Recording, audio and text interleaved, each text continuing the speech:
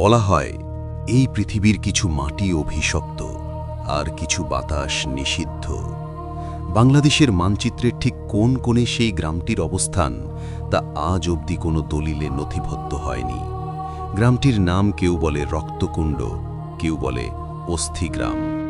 তবে যারা সেখান থেকে কোনো মতে প্রাণ নিয়ে ফিরেছে তারা শুধু জানে সেখানে সূর্য ডোবার পর বাতাস ভারী হয়ে আসে পচা মাংস আর কাঁচা রক্তের গন্ধে।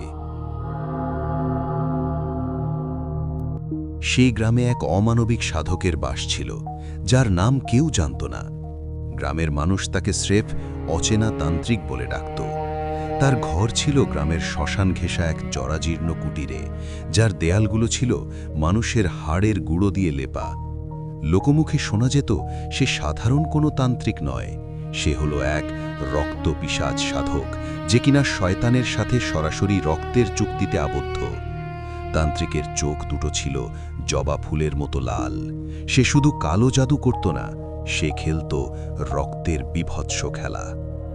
গল্পটি শুরু হয় এক অমাবস্যার রাতে। গ্রামের এক যুবক কৌতূহলবশত তান্ত্রিকের কুটিরের কাছে গিয়েছিল। সে যা দেখেছিল তা কোনো সুস্থ মানুষের মস্তিষ্ক গ্রহণ করতে পারবে না।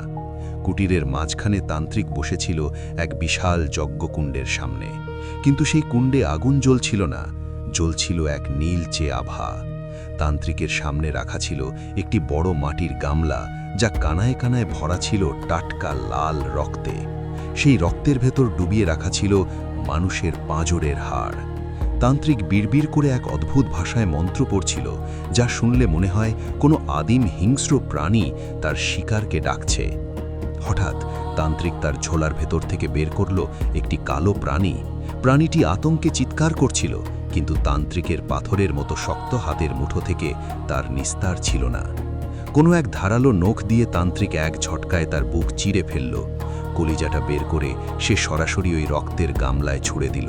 তারপর, যা সবচেয়ে ভয়ঙ্কর, তান্ত্রিক সেই গামলাটি দুহাতে তুলে নিল এবং গোগ্রাসে সেই উষ্ণ রক্ত পান করতে শুরু করল। তার দাড়ি গোঁফ বেয়ে গড়িয়ে পড়া রক্তগুলো মাটিতে পড়তেই সেখান থেকে ধোঁয়া উঠতে লাগল। রক্তপানের সাথে সাথে তান্ত্রিকের শরীরে এক বীভৎস পরিবর্তন দেখা দিল। তার গায়ের চামড়া ফেটে গিয়ে সেখান থেকে কালো লোম বেরোতে লাগল। চোখ দুটো জ্বলন্ত কয়লার মতো লাল হয়ে উঠল। সে তখন ডাকতে শুরু করল তার সেই প্রভুকে, রক্তখেকো খবিস জিনদের। ঘরের মোমবাতিগুলো একসাথে নিভে গেল, কিন্তু ঘরটা অন্ধকার হলো না। এক অদ্ভুত সবুজাভ আলোয় ভরে উঠল চারপাশ। সেই আলোর মাঝে দেখা গেল মাটির নিচ থেকে কঙ্কালসার কয়েকটা হাত বেরিয়ে আসছে। মানুষের পুরনো হাড়গুলোকে রক্তের গামলায় চুবিয়ে সেগুলো চিবিয়ে খাচ্ছে অদৃশ্য কিছু ছায়া। হাড়গুলো কামড় দিয়ে ভাঙার যে মর্মর শব্দ কুটির জুড়ে প্রতিধ্বনিত হচ্ছিল, তা শুনলে যে কেউ হার্ট অ্যাটাক করবে। তান্ত্রিক তখন চিৎকার করে বলল, নাও, এই রক্ত আর হাড়ের বিনিময়ে আমি অমুকের বংশ নির্বংশ চাই। সে একটি মাটির পুতুল বের করল, যার গায়ে জড়ানো ছিল মানুষের চুল। সে ওই রক্তের গামলা থেকে এক চিমটি রক্ত নিয়ে পুতুলটির কপালে মেখে দিল এবং একটি মরচে ধরা লোহার পেরেক পুতুলের বুক বরাবর গেঁথে দিল।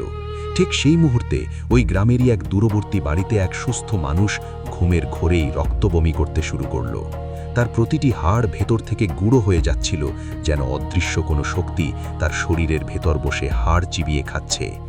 তান্ত্রিক যখন তার শেষ মন্ত্রটি পড়ে শয়তানকে উৎসর্গ করছিল, তখন হঠাৎ এক অদ্ভুত কাণ্ড ঘটল। প্রকৃতির এক নিজস্ব বিচার আছে। তান্ত্রিক যে পিশাচদের ডেকেছিল তারা আর তার নিয়ন্ত্রণে রইল না। তারা ক্ষুধার্ত নেকড়ের মতো তান্ত্রিকের দিকেই ধেয়ে এলো। তান্ত্রিক চিৎকার করে বলতে লাগল, না, আমি তোদের মুক্তি দেইনি, তোদের রক্ত দিয়েছি, তোরা ফিরে যা।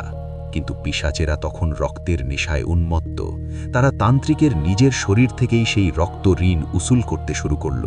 তান্ত্রিকের চামড়াগুলো অদৃশ্য নখ দিয়ে কেউ যেন জীবন্ত ছিঁড়ে ফেলতে লাগল।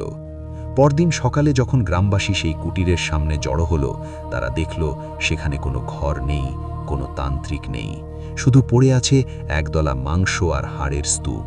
সবচেয়ে ভয়ঙ্কর ব্যাপার হলো, সেই মাংসের স্তূপের মাঝখানে তান্ত্রিকের সেই মাটির পুতুলটি পড়েছিল, আর পুতুলটির বুকে গেঁথে থাকা পেরেকটি এখন তান্ত্রিকের নিজের হৃৎপিণ্ড বরাবর বিঁধে আছে।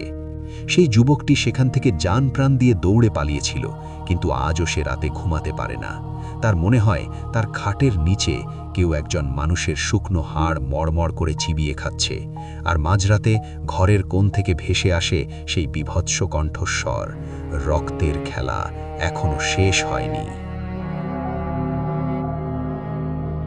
আজকের গল্প এতটুকুই। এই কালো জাদুর গল্প কেমন লাগলো কমেন্ট করে অবশ্যই জানাবেন। শীঘ্রই আরেকটা গল্প নিয়ে হাজির হব। ততক্ষণে ভালো থাকবেন। আল্লাহ হাফেজ।